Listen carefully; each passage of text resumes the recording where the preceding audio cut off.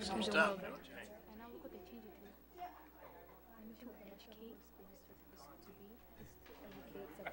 I'd like to call the meeting to order.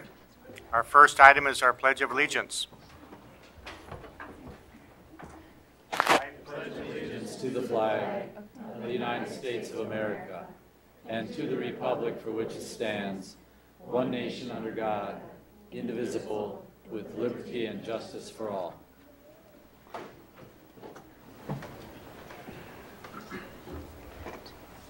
Mr. Vice Chair, could you read our mission statement? I'd just like to say it's a great feeling hearing a room full of people say the Pledge of Allegiance, because we usually don't get that. So thank you all for coming. Our new mission statement of Marshall Public Schools is to educate, support, and prepare all learners for success. Thank you. Approval of the agenda. Do we have a motion? So moved. And I'll second. Any additions? Hearing none, please vote. It is approved. Tiger Spotlight. Each year we get the opportunity, I shouldn't say each year, but because of the excellence of our staff in the district office and district-wide, we do get the opportunity to celebrate the Certificate of Excellence Award that is presented or sponsored by the Association of School Business Officials or Officers. I'll just read here what it says. The mission of the Certificate of Excellence Award or program is to encourage and recognize excellence in the preparation and issuance of the school system's financial reporting. Transparency and fiscal accountability are critical in today's dynamic educational environment, and we are proud to share that this is Marshall Public Schools' 7th time receiving this award, and we have several of our district staff members here today who we'd like to recognize for their contributions to the district earning this award, starting with Mr. Lamprecht and Tricia Stelter. And let's just have district office staff folks who are here stand up, and we'll come up front so you can be recognized with Jeff Chapman.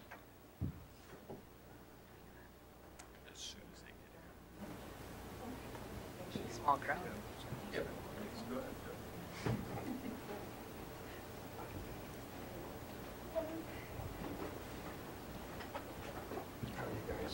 Good.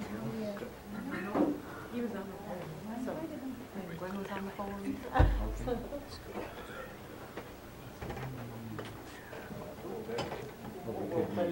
Hear that. Okay. Yeah, I know that would be the case. Ready, guys? Good. Yes. Ready, Thank you. and cheese. The news reporter said. That's me. Whatever. She's like, oh. One more. All right. Thank you. Wait.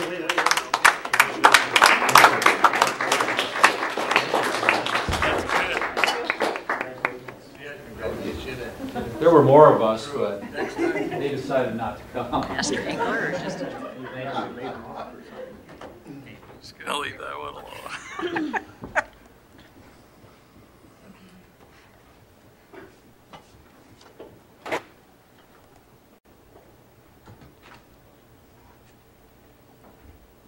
Public forum. This is a time that anybody in the public would like to approach the board. Now is your time. Quite a bunch out here, aren't they? That's good. Our first presentation is the oath of office for Alma and Abram Mohammed. Hope I didn't butcher your names. You did. It's Amina and Amran. Okay, very good. It is an honor that you were elected to guide the education of our community children. As you recite the oath of office, you assumed a tremendous responsibility as a director of our school's district with the duties empowered by the Minnesota legislature. This power puts you and the other members of our school board in a position of being both morally and legally responsible for equitable, quality education for every student in the district.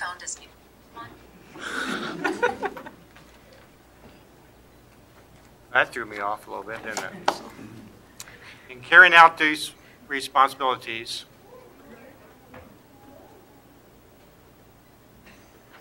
You will be asked to fulfill the roles of vision, structure, accountability, and advocacy. In providing vision, the board, with extensive participation of the community, envisions the community's educational future and formulates the goals, defines the outcomes, sets the course of the public schools. Now we'll do the oath. Shall we do that? Are you excited? I need you to stand.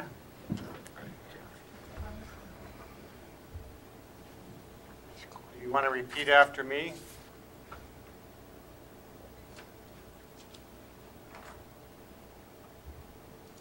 I'm going to find the right way. Here we go. I swear that I will support I swear that I will support the Constitution of the United States the Constitution of the United States and of this state, and of this state, and that I will discharge faithfully the duties and that I will discharge faithfully the duties of the office of the school board member of the office of the school board member of Independent School District 413 of Independent School District number 413 to the best of my judgment and ability. to the best of my judgment and ability. Very good.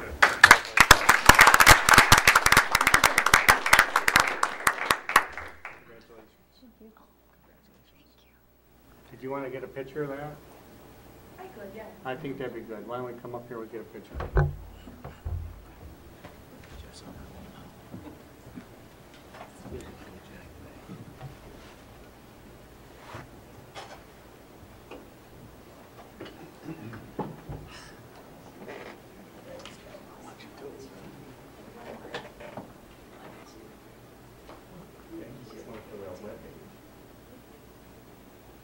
All right. Thank you very much.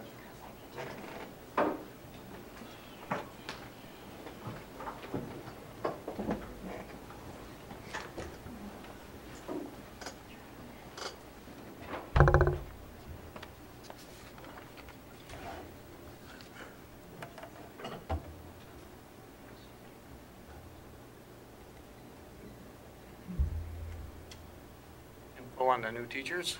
We've invited all of our new teachers. I think, Amanda, we ended up with 22 licensed staff members new to the district this year, and for the most part, I think the majority of them are here this afternoon, and we're glad that they're here. And if each of them would just, maybe you can stand up and then sort of come forward and just introduce yourself, tell us what your position is, maybe if you've have teaching or experience in another school district, where you graduated from, just all the things that you've probably been asked about 10 times already since you've been in Marshall. But if you could come forward and do that, I know our board really likes to be able to start to recognize all of our new staff members and just put a name with a face. So it doesn't matter who goes first, so come on up and get her started if you would, please.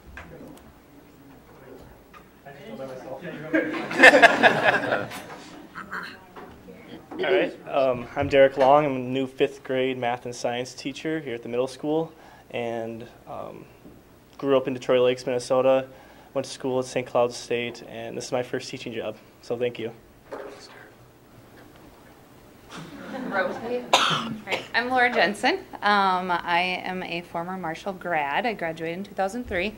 And this is actually my 9th year of teaching. I taught down in Slayton for several years and went back, got my special ed degree and taught special ed for a while.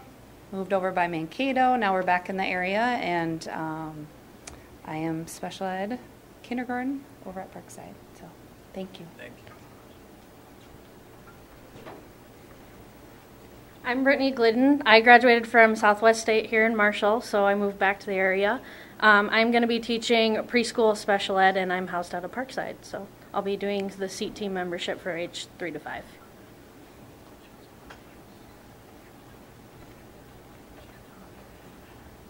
I'm Janet Lambie. I graduated from Carthage College in Kenosha, Wisconsin. Moved down here 3 years ago from Warroad, Minnesota, where I taught special ed for over 25 years. Needed to get closer to the grandkids, and I am teaching Title I at Holy Redeemer. Hi, I'm Mandy Norby. I will be teaching 5th and 6th grade special ed this year. I was in the district the last 2 years as a sign language interpreter, but I did graduate from St. Cloud State with my undergrad and then University of North Dakota, my master's. So I'm going to be working here at the middle school, so thank you.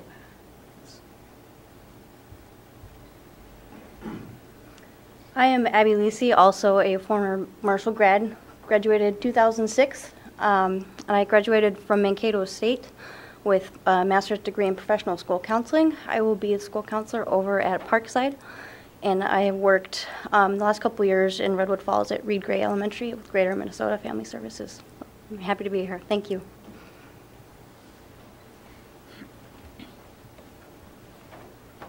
I'm Damian Daigle. I'm teaching 7th and 8th grade special education here at the middle school.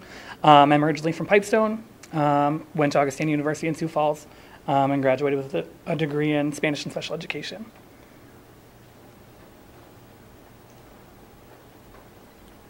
Hello, I am Brittany Majusik. I come to you from Ivanhoe, Minnesota. I graduated in 2010. I went up to SMSU where I received my undergraduate degree and my graduate degree, and I'm coming to you from Trio Upward Bound at SMSU. Thank you. Hi, my name's Stu Otting. I graduated from Luther College in 2009. That's in Decorah, Iowa. I taught in South Korea for a year. I taught for the Iowa City Schools, and most recently I taught in Postville, Iowa. For 3 years I taught 3rd grade, so now I'm going down to 1st grade, so thank you.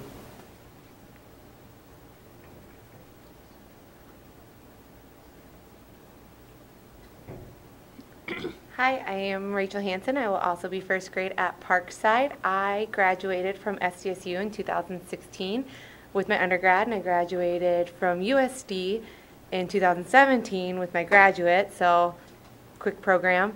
I am not a Marshall grad, but Mary Kay was actually my middle school principal when I was in Del Rapids, so that's kind of cool to come here and see her, so thank you. Do you still like her? I love her. Okay. I actually really love Mary Kay. She's part of the reason I'm here. Okay. So. My name is Shelby Otto. I'm from Hendricks, Minnesota. I graduated from NDSU in 2015. I've taught 1st grade in Ivanhoe, Minnesota the last 2 years, and now I'm teaching 1st grade at Parkside here. So thank you. I am Tiffany Lisi, and I'll be teaching 1st grade at Parkside. I graduated from SMSU last year, and I'm excited to be with the district. Thank you, guys.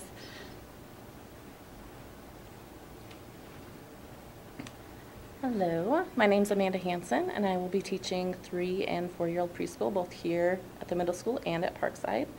I just graduated from SMSU, and this is my first teaching job, so thank you. Hello, my name is Sam Downing. Graduated from the high school in 2014. I'm from here. Then I went to SDSU. I did my student teaching in Houston, Texas.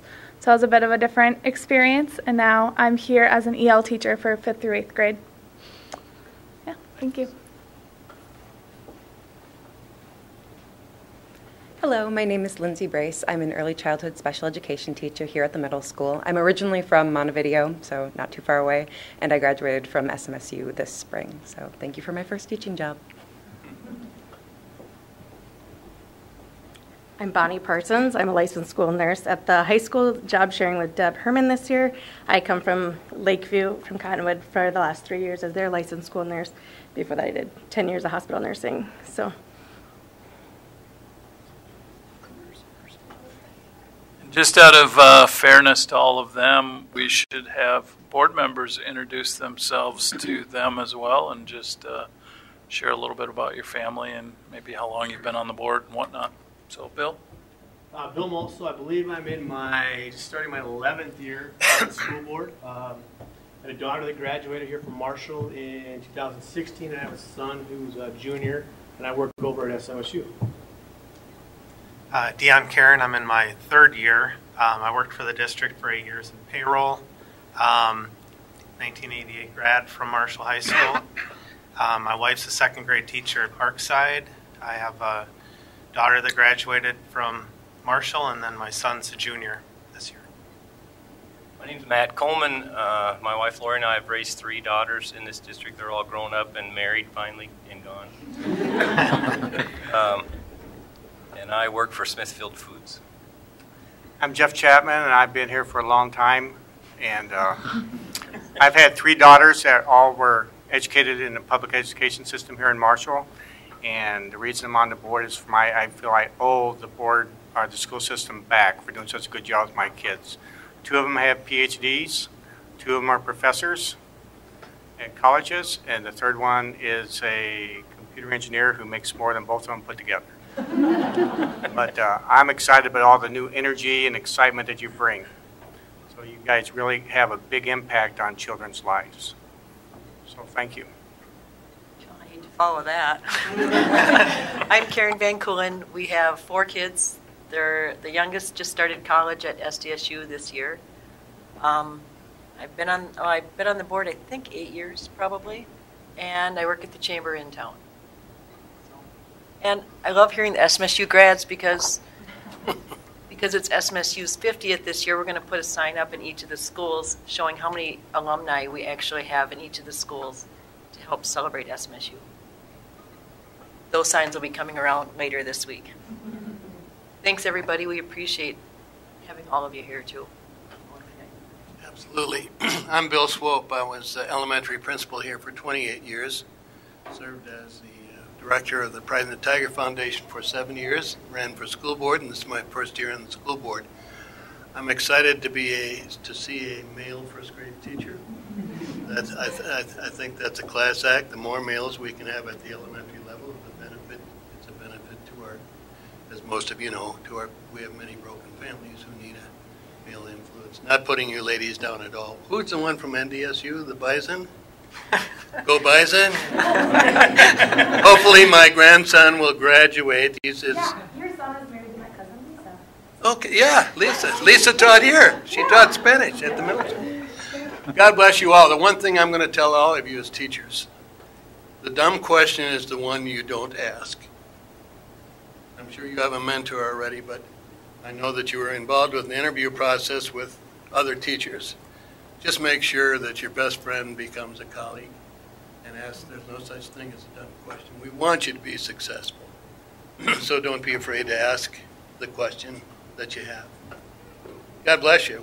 We're glad to have you here in Marshall. Marshall is a great place to be. Almost everyone here, I had their kids in school. And I also had Scott back there as a student teacher at one time. He's the director of our community services for Marshall. And he can name them all and probably their birthdays. A lot of them. So your career is a blessing. You're a gift to kids. You make a difference to kids every day.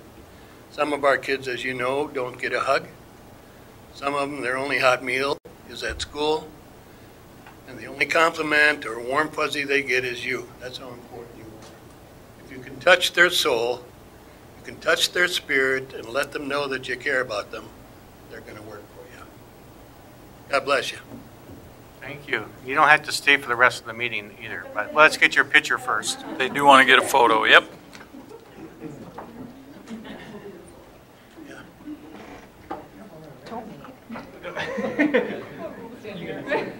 You can by yourself. See, that's what I was going for. Well, we can back just and move behind that. I'll just stand right here. Or you got very tall.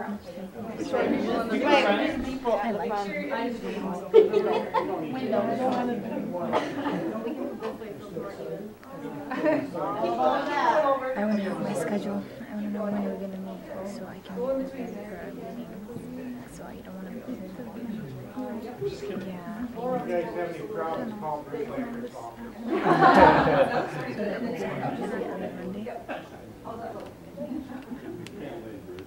What does it mean? Not exactly. It's supposed to be. So let's say it's maybe meet this one. Your phone's very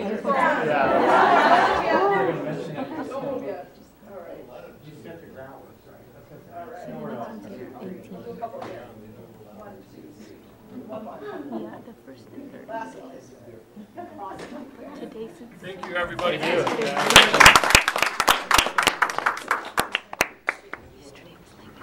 like, first and third Monday.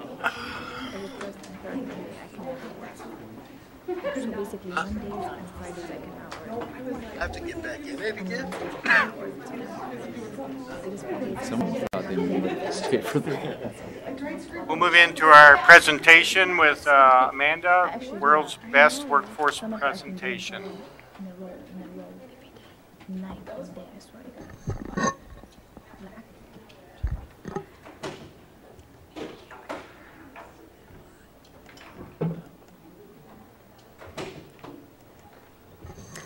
Hello again.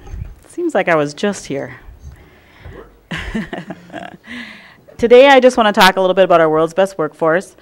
This is not going to be a full-blown discussion about our plan, but this is going to be our summary of our results from our 2016-17 plan.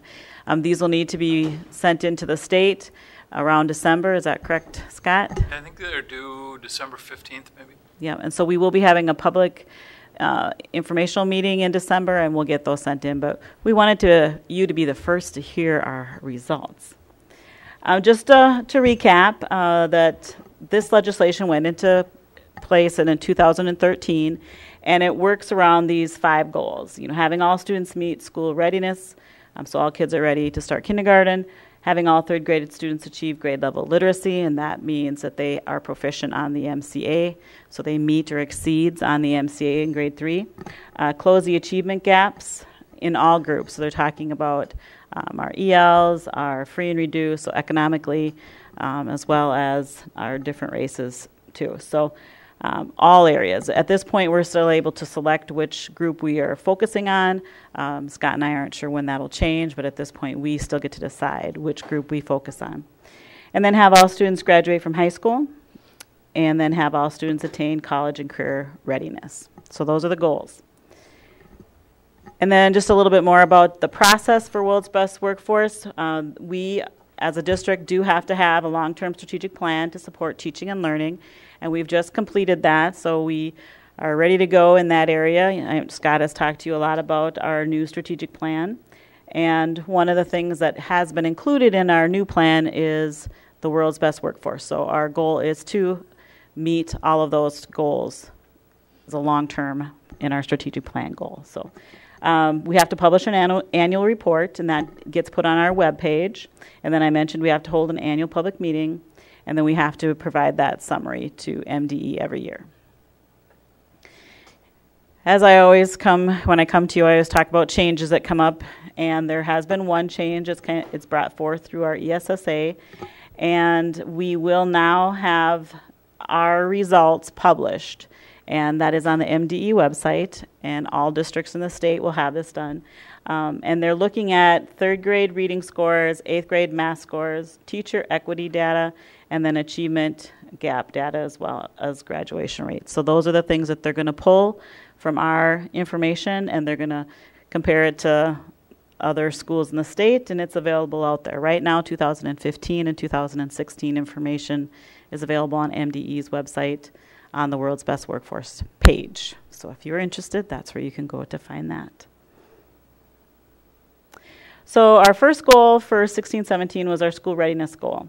And our goal was 85% of students will meet or exceed standards in pre-reading skills outlined in Minnesota Early Learning Standards and evidence-based education best practices. We met that goal at 92%. So that was good news. Thank you, Tiffany, for all your hard work. She's still here. Our second goal was our 3rd grade students achieving grade level literacy. And our goal was 83% of 3rd grade students will score at or above the mean RIT score on the spring NWA MAP reading assessment. Our actual results were 69%, so we did not meet that goal. Closing the achievement gap. For 16-17, we made the decision to take a look at white versus our non-white students in reading as measured by all state reading accountability tests.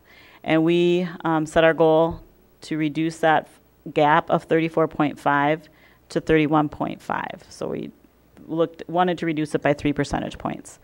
We did reduce it, we just didn't make the full 3 percentage points. So you can see that we actually reduced it to 32.4. So close, but not close enough.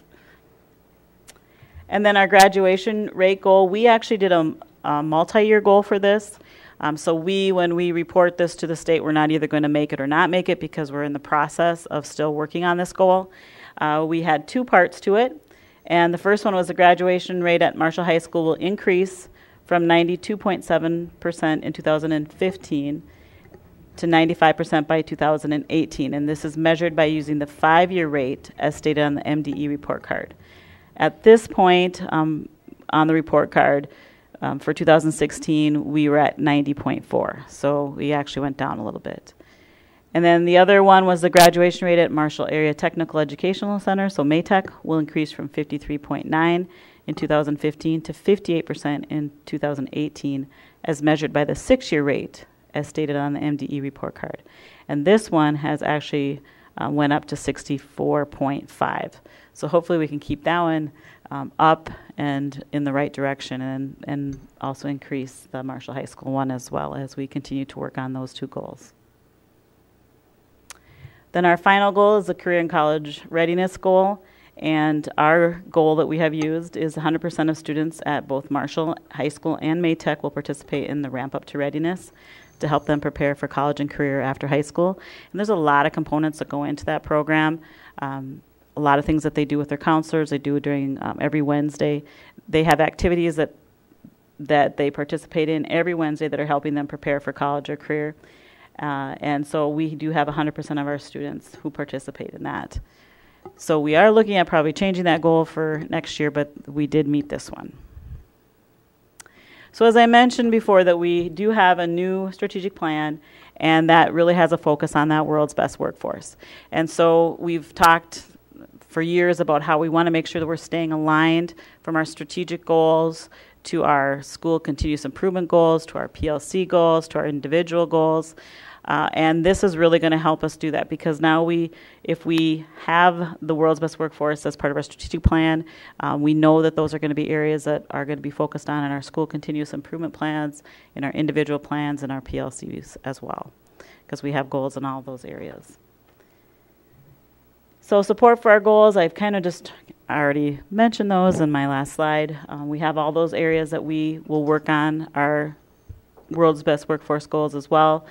And I do anticipate that every one of our school continuous improvement plans will cover something from the world's best workforce. So I'm sure multiple buildings will have things on reducing the achievement gap by so much. And they may pick a different area in different school districts, or different buildings, I'm sorry.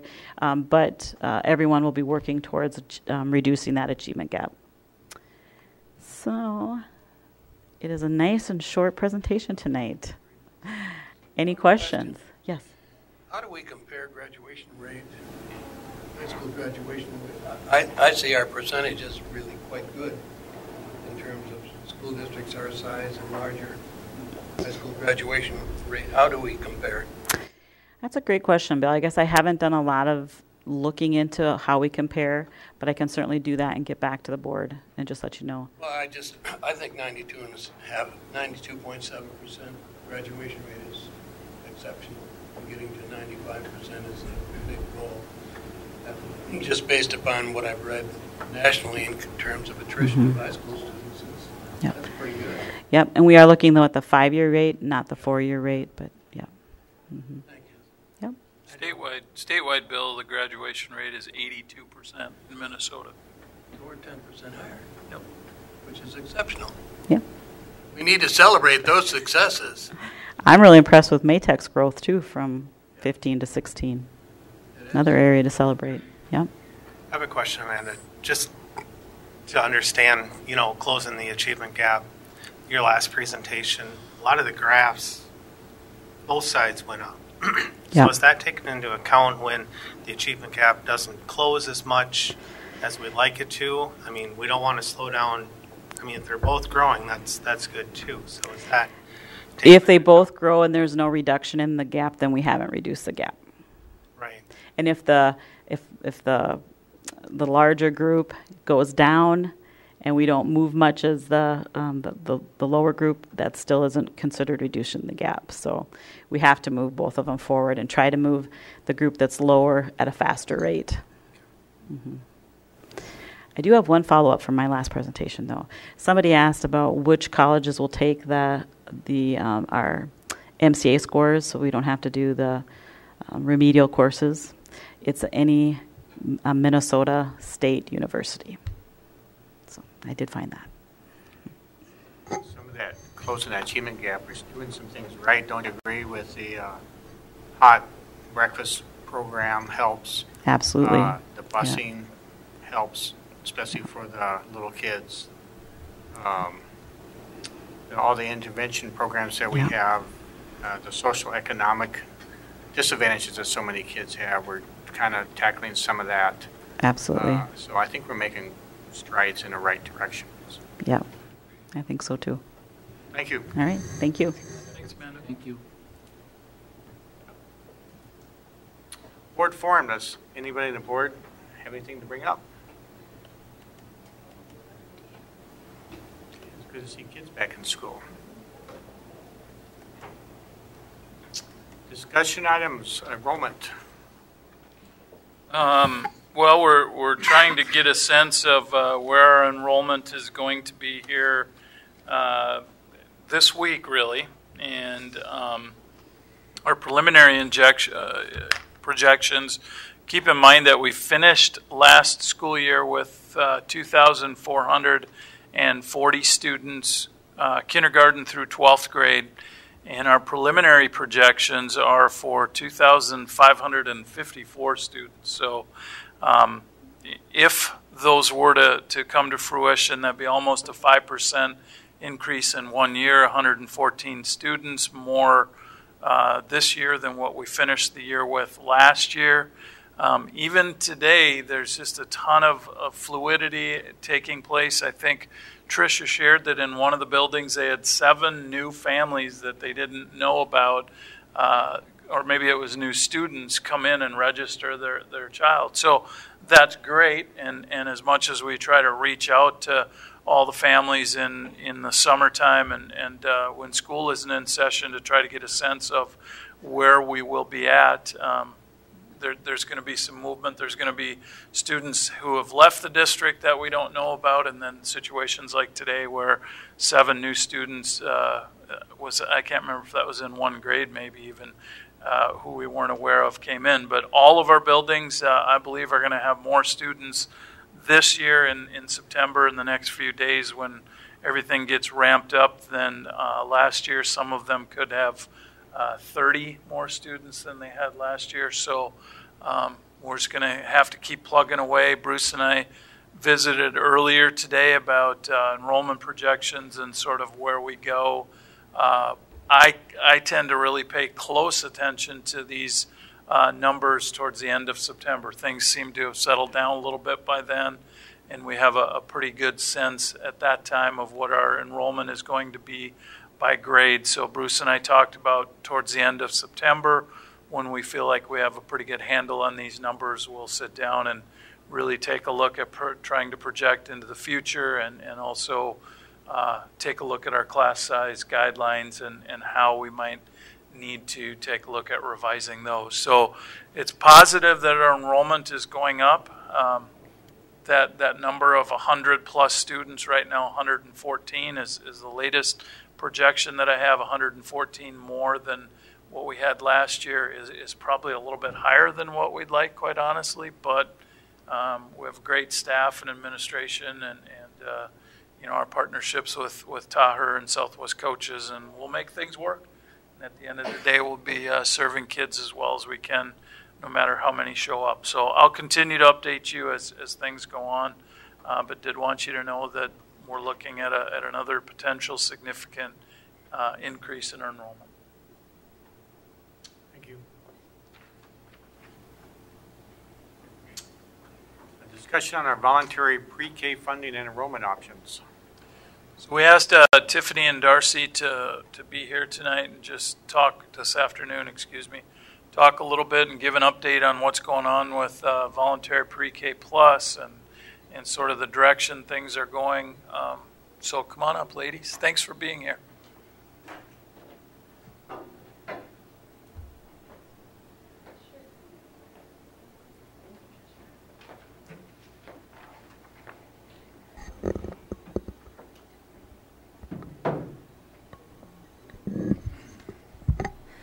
Well, we just put together kind of a background info sheet that is projected, and you're available to read through. But I really just wanted to see what kind of questions you had, or if you want me to go through kind of just the background information that I've put together. I think the background information is good because a lot of people watched it on TV. Okay, great. So voluntary pre-K was established last year by Governor Dayton and the Minnesota legislature. And we had applied, along with many districts last year, for this funding, and we were not chosen as a special district last year. But we applied again, and we got it this year.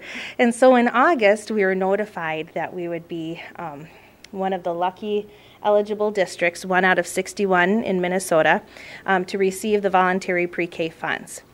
And then I think it was last week, if I remember right, we were notified again that more additional funding was coming our way. Thank you, State of Minnesota. And with that, it offered more spots for preschool. So when she says spots, that is free tuition for 4-year-olds to attend preschool. So it was quite a shock, August 4th, to find out that we had... Give you a lot of time, don't they? Right. Oh, yeah. So we're very grateful for the funding, but it certainly puts us in a situation now where, you know, we want to make sure we utilize that opportunity. So we're just trying to figure out where to go from here, and Tiffany has just been amazing. Oh, thank you. Spots all day, every day, or just half day, every other day? Yeah, so the spots technically are all day, every day.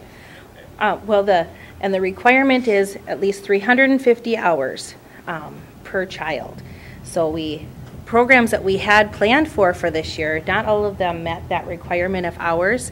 So we had to do some tweaking and figure out how we're going to make it work. But you know, a big push to this funding is that it is no longer funded through the streams of early childhood. In the past, all of our funding has gone through community services.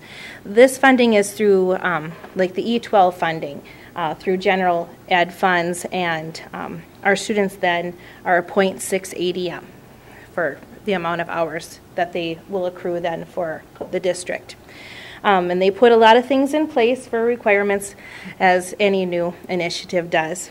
But just to give you the background then on the numbers for our students, then we will have enough funding for 62 4-year-olds that will be voluntary pre-K, and then we'll also receive 15 school readiness plus spots for our children. And then we're also a school readiness program. So we've been a school readiness program for a long time, and now we have all 3 hats to wear. What that means, though, is it only can fund 4-year-olds. So our 3-year-olds and our 5-year-olds will still be like a tuition spot if they choose our programming, unless they're a child on special needs. And then that excludes them from the tuition piece. The VPK, Voluntary Pre-K, and the School Readiness Plus and the School Readiness, they're all very similar programs, though. And, you know, everything that they ask for a requirement is things that we can make work. It's just our facility space that we had to really get creative with.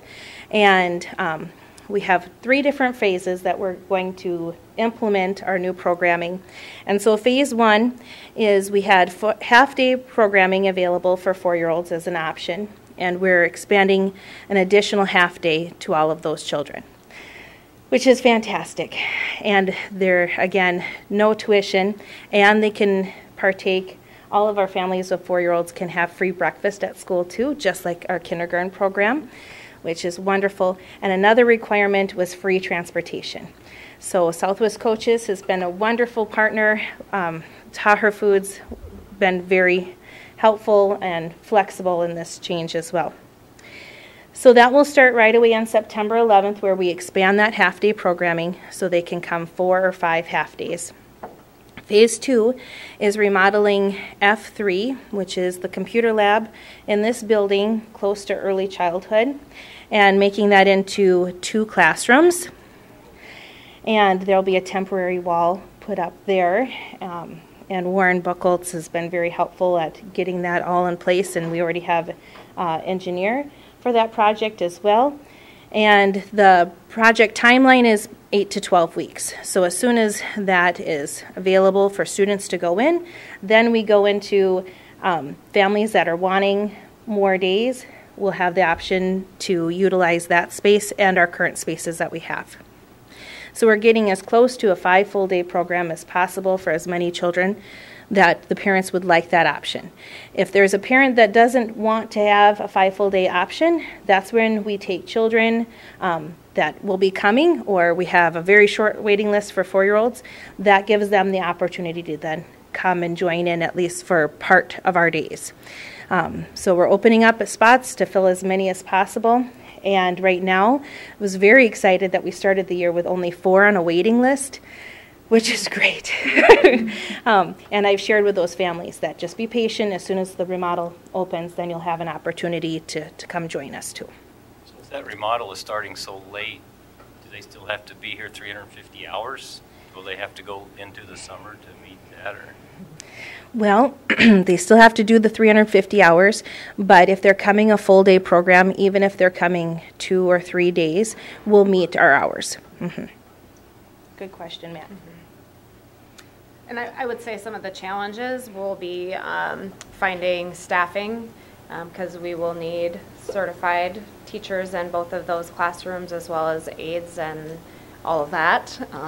So that will certainly be one of the things we'll have to be thinking about moving forward here. So, How are we doing with the recruitment of staff for that? We've been fortunate that we have a lot of part-time staff in ECFE and school readiness, and with visiting with them, almost all of them are willing to go to full-time, so that makes a little fun arrangements, but we're going to make that work. But for sure we'll need 1 licensed full-time teacher and aides for sure too. We're advertising for that now. Yes. Mm-hmm. We've had a couple applicants so far. I'm excited because we've had this need for years, so that's Yeah. great. That's just super. Yep. And it's certainly a start, but it'll be exciting to see how it continues to grow. So with us being able to serve with more 4-year-olds, what's going to happen when they become 5-year-olds? Are we going to have to pick and choose again and turn kids away, or we hope that the state's going to do something now for 5-year-olds too? Well, the state of Minnesota looks at kindergarten as a 5-year-old option, and it's free. So when I visited with June Reneke from the state saying, I have families that have 5-year-olds that they've chosen not to send to kindergarten, how does this work for them? And they had said, well, the state of Minnesota sees a 5-year-old having an opportunity as a kindergartner to attend for free. So if they choose to hold their child back, they will have to pay a tuition. Yep. That makes sense. Yeah. Any other questions, board?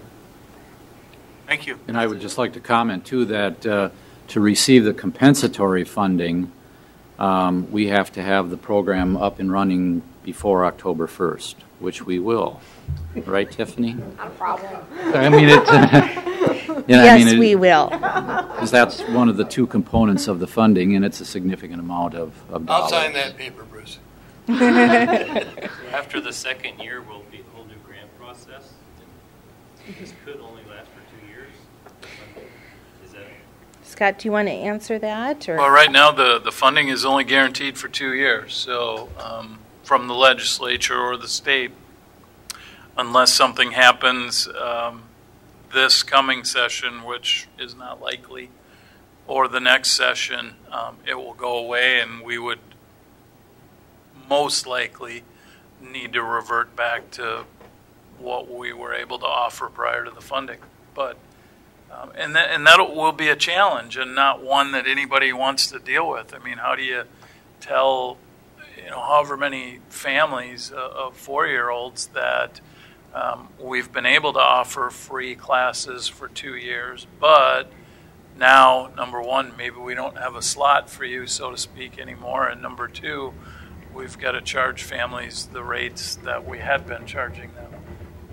However, to not go forward with the funding opportunity for 2 years, that's not good either. So Tiffany's done, and Darcy and Bruce and everybody, Warren, have done a great job, and continuing to progress, and we're hoping that in a couple of years, this is something that isn't a grant process, it's just an automatic piece of the funding that we receive, hopefully.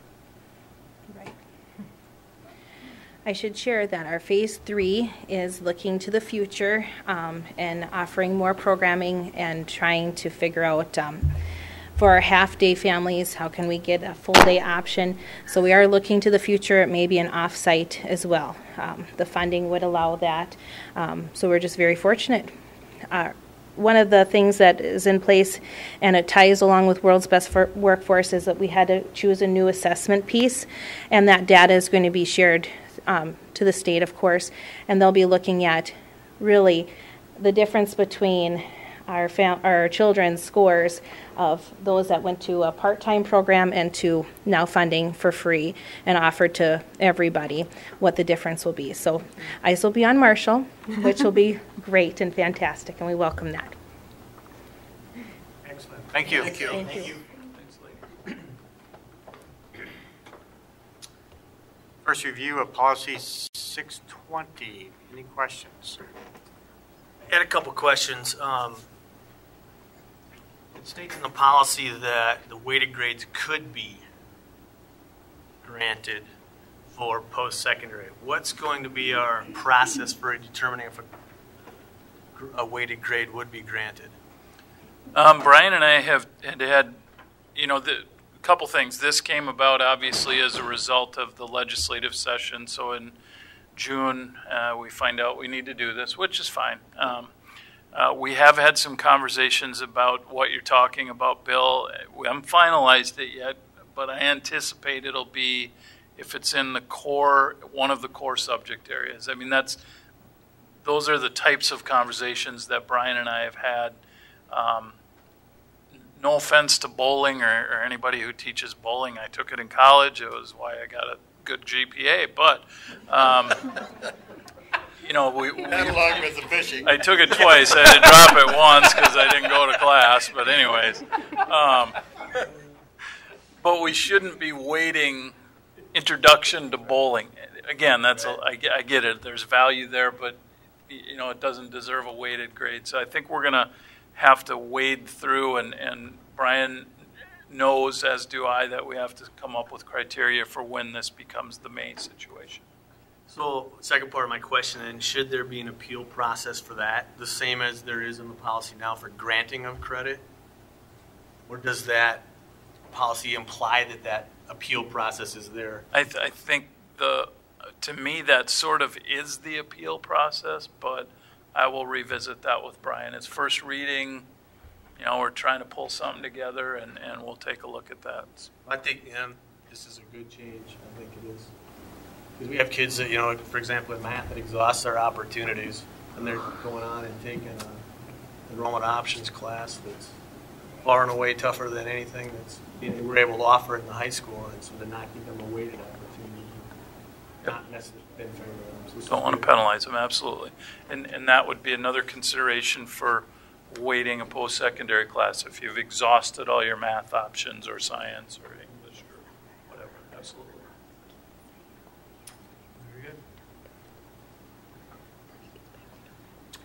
Review and performance evaluation of the superintendent of schools.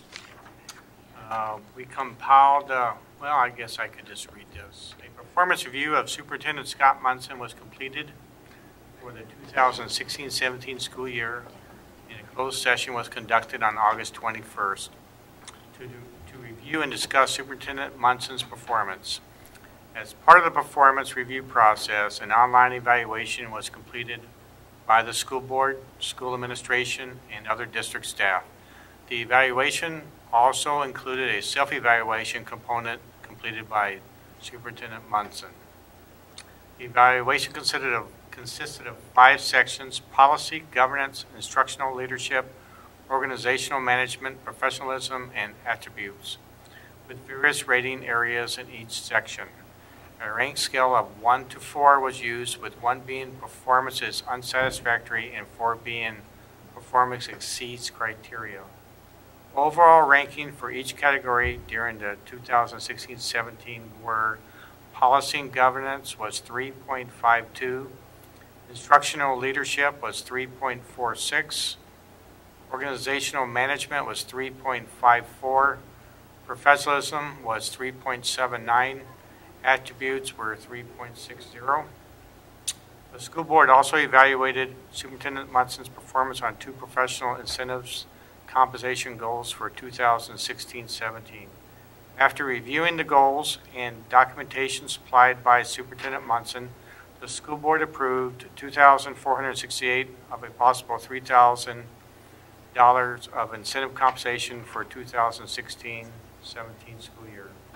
This was approved at the June 19th school board meeting, and overall results were very good, and the school board was pleased with Superintendent Munson's performance.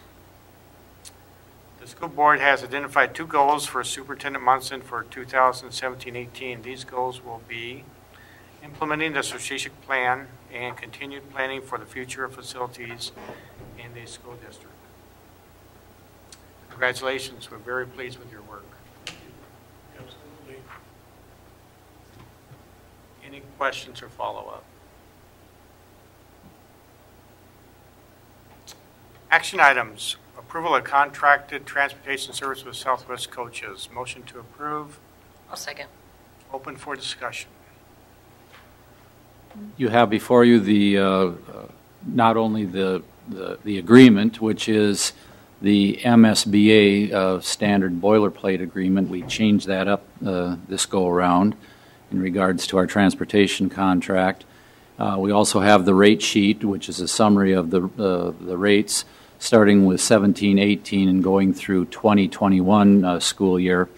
And if you would compare the 15-16 ending rates with the 2021 rates, it would be an average of 1.2% per year as far as the increase. And that's for, yeah, it's for 4 years, and we had the 16-17 rates were held based on the 15-16 rates. So there was no negotiated agreement for 16-17.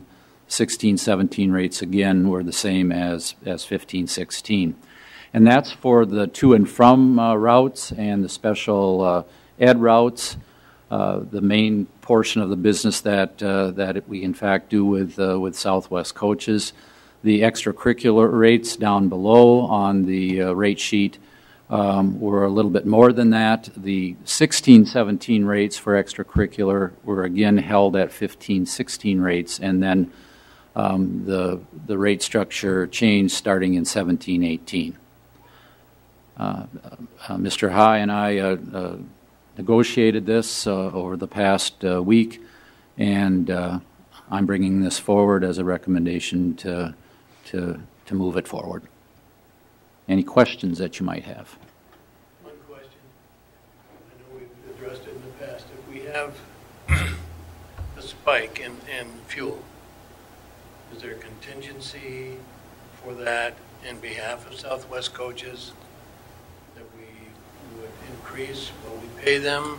Yes, there is, and that has been in place for I don't know how many years, Tom. It's at $1.82 a gallon, and in a lot of cases over the past quite a number of years, there has been an additional charge per month in regards to what was paid by South because of the fuel rates. But I'd say a year and a half ago or so, we had a couple months at least where actually we got, in essence, a rebate because it dropped below that $1.82 mark. So it works both ways. You're compensated for the increase. That's net of taxes that backs out the excise tax. And that's in section Roman numeral 2, item number 2, paragraph. I'd just like to say, you hear horror stories about bus incidences across the country, and we haven't had those here. So my hat's off to you and your staff for taking care of the children, because bus rides can be terrible for kids or they can be enjoyable. And you guys do a nice job. I appreciate that. Any other comments? Yeah, you know, in the many years I worked with Tom and Jim and his mom and dad and so forth, I would agree. The most important thing for us, for me at the elementary level, is our kids came to school ready to learn or walk the bus. Some of them had long rides, and that's due to you're hiring good people. You know, they make the difference for little ones. Tom and Jim used to say on Halloween Day or Valentine's Day, when we load them up with sugar, we're going to load them up with sugar before school starts that day. Didn't you say that, Tom? That's okay. That's Send them good. in with popcorn. Well, thank you. And it's open for a vote.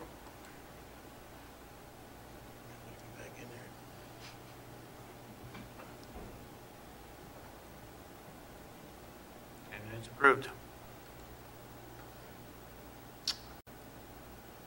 Approval of our EA master agreement. Do we have a motion? I'll second. Open for discussion.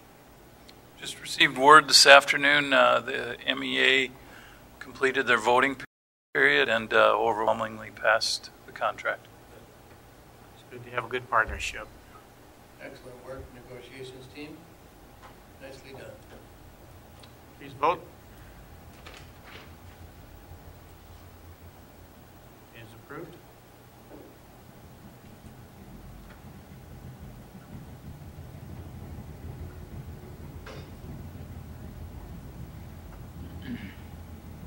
Dion, did you vote? Oh, that's true, okay. Sorry about that, Dion. I'm off a little bit. Did you ladies have anything you'd like to bring up today? How was first day of school? Good. Good? Mm-hmm. Excellent. So you'll have reports for the next meeting though, right?